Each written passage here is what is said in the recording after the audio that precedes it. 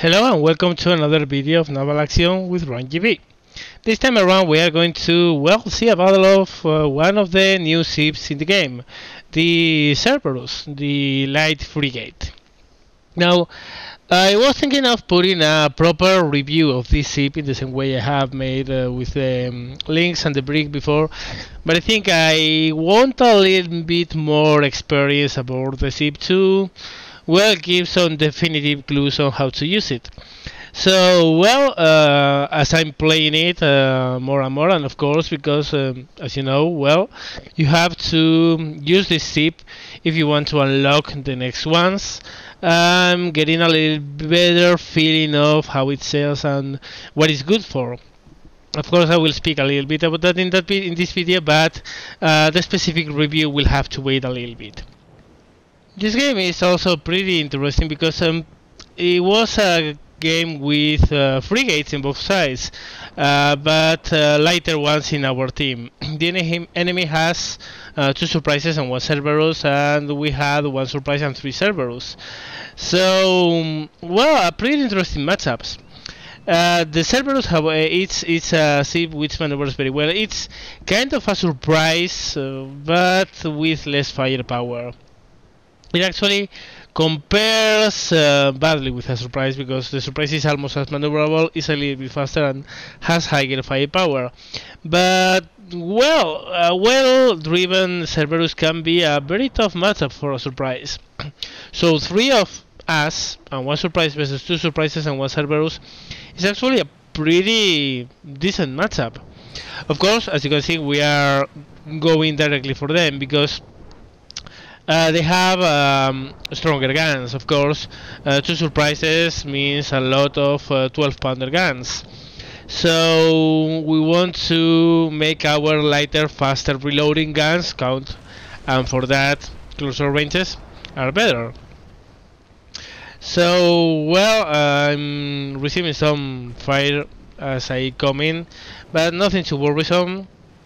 Keeping track on where the rest of my team is, and initially I want to keep those 2 on my bow. Now the reason for this is that I want my I want my ship to not be receiving fire from 2 frigates from the same broadside, because if that's the case, my broadside will be hardened in no time. So I'd rather approach them directly, and when I come in I can leave 1 to my port side, 1 to my right side. So as you can see, I'm already coming in close, and I'm going to start moving my cannons forward, start a turn, and I'm going to put a double broadside on that Cerberus. First hits, I swivel around, start turning the other side. As you can see, they are focusing the fire on me, but thankfully I'm able to distribute the damage in both sides and a little bit on the bow. So, more or less, I have been very badly hit, but it's not critical. So I deliver the second broadside, and I take a look at my damage screen, I pop a repair, and it's time to get the hell out of here. So I have done my little bit of damage here, and I'm not going to survive versus a heavier ship and a ship exactly like mine in a close fight. So it's time for me to start putting some space, and the rest of my team is here. It's time for them to start taking some damage instead of me. So I let this surprise pass, and now I'm going to fall off the wind and follow him. Of course, now there's a surprise here. Probably it's going to be a much more tempting target for the enemy, and they will stop firing at me. Now, all in all, that was a pretty successful close range in and out. Usually you don't want to do that stuff, but as you could see, I had 3 enemies focusing on me, so I had to spread the damage the best I could, and the only way to do that was actually heading towards them. That way I would take some shots on the front, I would be able to separate some shots from the port side, some shots from the starboard side. Had I just moved away, I would have had to give them one of my sides, and most of the damage would have been concentrated there. And ideally you don't want that to happen. So as you can see, I'm already changing to ball ammunition in my starboard side. That's because, well, with the amount of damage I have already suffered, I can't see myself assaulting anyone. I'd rather stay more or less in a standoff position and shoot at the enemy from far away. So I'm taking a look at what we have behind, and well, we are in a very neat line position. But sadly, that means that the lead ship is going to receive focus fire. Usually, when you want to close in with the enemy, you want to be in line abreast, not in line ahead, which is like we were right now. But well, I'm going to do what I can to support my lead ship, my Surprise. I put some pretty good shots from my starboard on that frigate, and now I'm going to double back like that. I'm going to head a little bit towards them because again I don't want to give my broadside to those 12 pounders. Ideally I want to win a rear shot, and well, as you can see, I avoid most of the damage, probably because the enemy was shooting at the ship behind me, not at me. But I'm able to put a pretty decent rake shot on him. So time to start maneuvering towards port. Here you can see how fast this ship turns. It actually turns on a dime. Of course, the problem is that it doesn't have a huge firepower to take advantage of that maneuverability, but still, well, it's really nice to have a ship that maneuvers as well. Okay, some shots there to support our Surprise. I'm going to keep hot pursuit of this Surprise. Now the idea here is we have 2 friendlies on our port side, we have 1 friendly of our starboard side. This guy ahead of me is going to turn. As you can see, he's already turning sooner or later, and I wanted to be ready for the moment he started to turn with him. Ranging shot, hit, full broadside, and return on my original course, accelerate towards him. The problem, of course, is that I'm making a little bit of water here, and water slows you down quite a lot, and I don't want that. But at the same time, I can't get out of sailing right now because I have to maneuver. I'm dangerously close to 2 surprises, and when that happens, you really want to maneuver the best you can. So, well, we have a pretty decent shot here. I unmask my starboard broadside, and I put a pretty powerful volley on his starboard side. Okay, enemy Surprise is on my rear side is already engaged, so I can go to survival mode. Now that I'm only going to go in a straight line, I'm accelerating towards him. I slow down a little bit because I don't want to cross him very fast, and I'm giving my crew time to pump that water out of the ship before we come close. So you can see I'm trying to keep him on my bow side to offer as small a target as I can.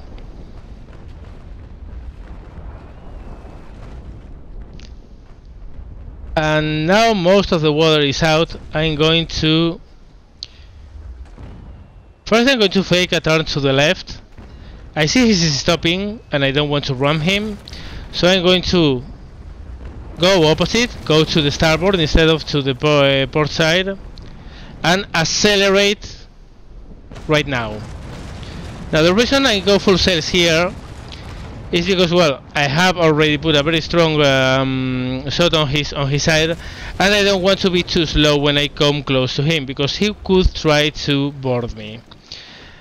So I go past him and I turn away from him. I'm going to tack against the wind. I'm going to position myself off his rear side. He's very damaged, probably he's in survival mode, so I'm guessing he won't be able to turn in time to win a shot on me. In any case, he actually doesn't go for me. He turns the other way and starts shooting at other of our ships. Now this is one important thing, what you have seen me doing right now. When you are close to an enemy ship, very close, be mindful, because he can try to board you. And my original plan was actually turning to port to unleash my starboard side guns on him, and then turn opposite and follow behind him. But as soon as I saw him dropping sails, I noticed that I couldn't do that. So I turned it around, I turned it to the starboard, and instead I opened up with my port side guns. Now, doing that, as you could see, means that I came very close to the enemy, and when that happens you really want to accelerate, because if you are fast enough they won't be able to grapple you, they won't be able to hook you and bring you to their side so they can try and board. So as soon as I saw I was coming dangerously close to him, I accelerated away from him. In any case, well, that surprise is history. So it's time to catch up with the rest of our teammates. And of course with the enemy. I have swapped for ball ammunition in both broadsides, as you can see down there. That's again because, well, right now I'm far away and I'm predicting I'm not going to, well, be able to shoot double shot anymore, at least for the time being. Things are going pretty well. We have sunk one of the surprises. Our ships are actually doing pretty well, and we are in a 4 versus 2 scenario. So things are going really well. I'm going to cut a little bit ahead here because, well, this was mostly trying to close with the enemy, so when that's done I'll come back. Okay, back we are. We have already closed with the enemy and we are coming close to a firing position. I simply cut this because for 3 minutes it was nothing but sailing on a straight line, and that's not really fun to watch. Get some shots on that surprise and come back to the original course. Now, as you can see, this ship is extremely maneuverable. Probably its strongest point. The only problem I see with this ship, and it's not actually a problem, I mean, it's that it is that way, and here we can see well, a collision there, which is unfortunate, but well, this is what happens now and then. Well, the problem with this ship is that it's extremely maneuverable, it's decently fast. The problem is that even while it has pretty decent firepower, it has 26 9-pounder guns and then 2 carbonate as stern chasers. Sometimes feel is quite anemic in firepower. 9-pounders are okay, they are actually pretty good guns, but this is a ship where I struggle to get over 10k damage, while with the surprise I have no trouble. And even with the snow, now and then I wouldn't have trouble in big ships PvP. Of course, now in big ship PvP you can't sail a snow, because since 1 week ago big ship PvP is only accessible for Cerberus and above. So yeah, well, my old days of Link's glory and Yacht's trolling of big ship PvP are over for the time being. Right now the smallest ship you can get into big ship PvP is the Cerberus, And yeah, it's got good guns. 9-pounders are good, but now and then I feel it's a little bit undergunned. I mean, it's almost the same size of a Surprise, and it has less than half the firepower. So I still think probably in the future we will see a further ship between this one and the Surprise that will somehow close the gap, because the Surprise is just way better than this ship. Again, doesn't mean that if you are in a 1v1 against a Surprise you can't win. The relationship of between both ships is close enough that player skill actually decides who wins. But even then, yeah, the Surprise has 7 9-pounders and 15 12 pounders per side. So they are 19 guns, and well, 12 of them are 12 pounders. It's a big firepower gap.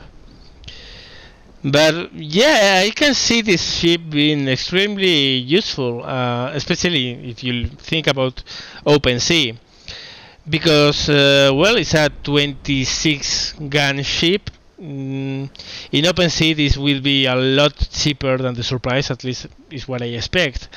So as your entry level frigate is actually pretty good, but yeah, it's really good against lighter ships. I'll go and say that, but in big ship PvP you are not going to find lighter ships, because this is the smallest ship in big ship PvP. And against bigger ships, well, this thing is okay versus a Surprise, but even against Trincomalies, you will have some problems penetrating their armor at anything that's not close range. So yeah, it's I don't know. That's why I wanted to play more games in this ship before doing a full review, because I'm undecided on whether I like this ship or well, I like it, but if I like it a lot or I like it a bit. Of course, no one will deny one thing: this thing turns in a dime. And for doing very fast turns and very surprising maneuvers, this thing has no equal. Even the Surprise can't follow it in a turn, and the Surprise is extremely maneuverable. With this ship I can do my favorite move, which is the in and out into the wind, to go into the wind and fall out of the wind to do double broadsides. I can do it in a split second. It's extremely maneuverable, but again, the firepower, it's a little bit lacking. I will have to do, just for science, I will have to try this ship with carbonates, because, well, if you think of it, a ship this maneuverable with 13-18 pounders per side might be something scary. But yeah, the only problem is that I don't like carbonates. They limit you to close range only, and this is not a fast enough ship.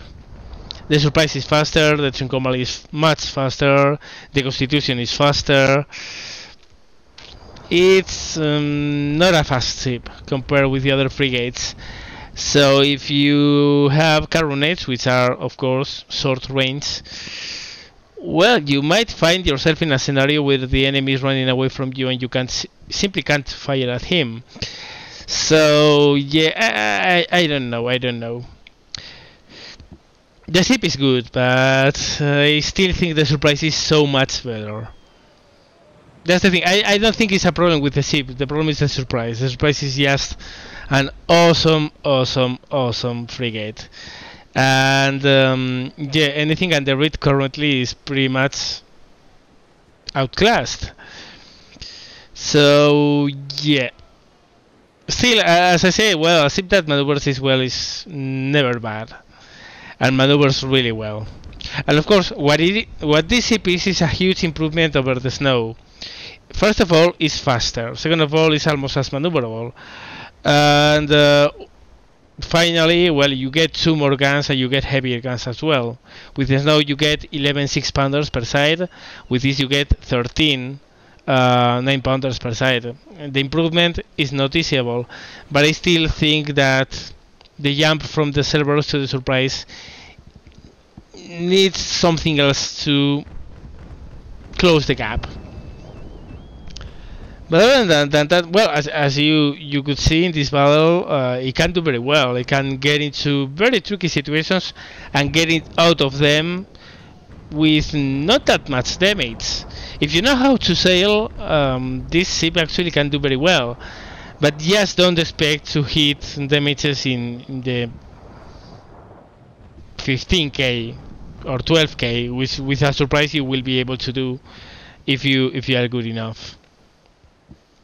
So well, we are closing in to the last enemy.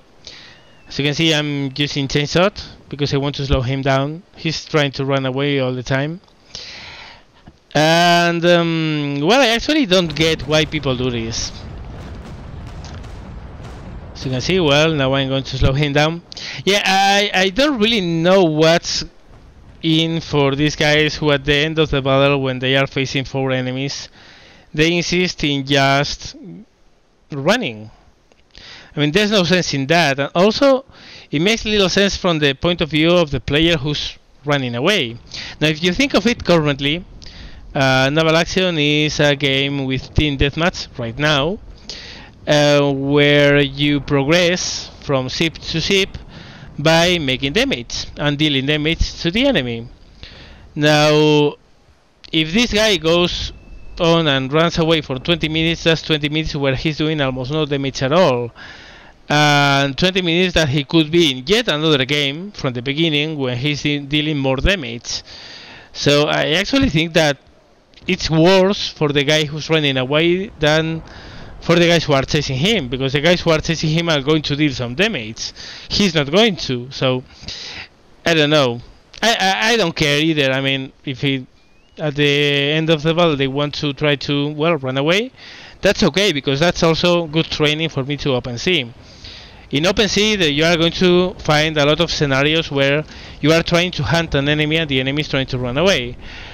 So, well, it's always good to train yourself in tactics and moves and proper shooting of anti-mast shot and chainshot to slow them down so you can catch up with them. And also, it's actually, I find fun the chase at the end of the game. You need anticipation. You need to think what the other guy is going to do, where he's going to head, so you can cut him down and, well, come closer to him.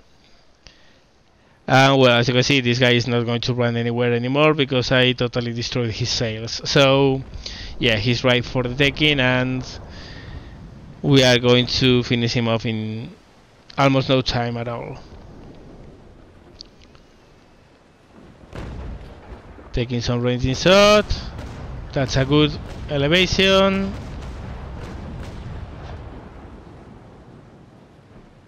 And turn back. So, well, this was on paper this was a pretty balanced game. 2 surprises and 1 Cerberus versus 1 surprise and 3 Cerberus. Well, we had 1 more ship, but they had much heavier guns. I think people should realize that at the beginning of the battle what they want to do is to take a look at what they have in their team roster. And if you see that you have heavier ships but you have less, you don't want to let the enemy come close, because then, well, the lighter ships have lighter guns which don't hit as hard but reload much faster. So yeah, I think they should have tried to maybe sail away a little bit and to slow us down, maybe using chainshot or something like that. It wasn't like that. We were able to bring the fight to them, to rush them, and well, the result is what you see right now. This is actually a pretty nice victory. And again, about the ship, I have been asked if I like 9-pounders for this ship or I like 9-pounder longs. And I have to say, I don't really like long guns. They offer better penetration, they offer slightly better range. Now, of course, having more range I guess is okay, but if you are losing rate of fire, you really need to think what your ship is good for. If you are in a light ship where at long range you are not going to deal a lot of damage no matter what, because 9-pounders are not going to deal a lot of damage from long range. 9-pounders are intended to be used in short ranges. So if you are going to be at short range, what you want is to reload as fast as you can, to improve your DPM as much as you can, and to put as much damage on the enemy, the faster the better. So I don't see the point in using long guns in a ship like this. I see the point in using long guns in a Constitutions, for instance. But the Constitution is a ship that at long range can deal a lot of damage. It has 24-pounders, and those things can deal huge amounts of hurt on the enemy from mid and long ranges. But in a light ship that is intended to fire at close range, well, at close range what trumps everything else is rate of fire and the ability of put as much damage in as little time as possible. So I don't see the point in using long guns in a ship like this. The same way I don't really see the point in using long guns in a surprise, because it's pretty much the same case. I think the first ship where long guns start to be useful is Trincomalee, and even in that one I like the normal guns more than the long guns. I don't know, of course that's I guess down to personal preference. That's at least my personal theory in what regards to guns. But I don't think long guns in any ship that is smaller than a Constitution are really worth it. And in the Constitution, well, yeah, because the Constitution is really good at long range. The Trincomalee also is good at long range, and that's why maybe the 18-pounders with long guns might be worth it. But smaller than that, I don't feel like using long guns at all. At least, again, that's my personal opinion, so that's that's quite an answer, I guess, for those who, well, ask me if long guns are worth it in this ship or not. I don't think they are worth it. So yeah, that's game. That's the end of the battle. So let's take a look at the results. Here they are, the results. Well, 5k damage, more or less.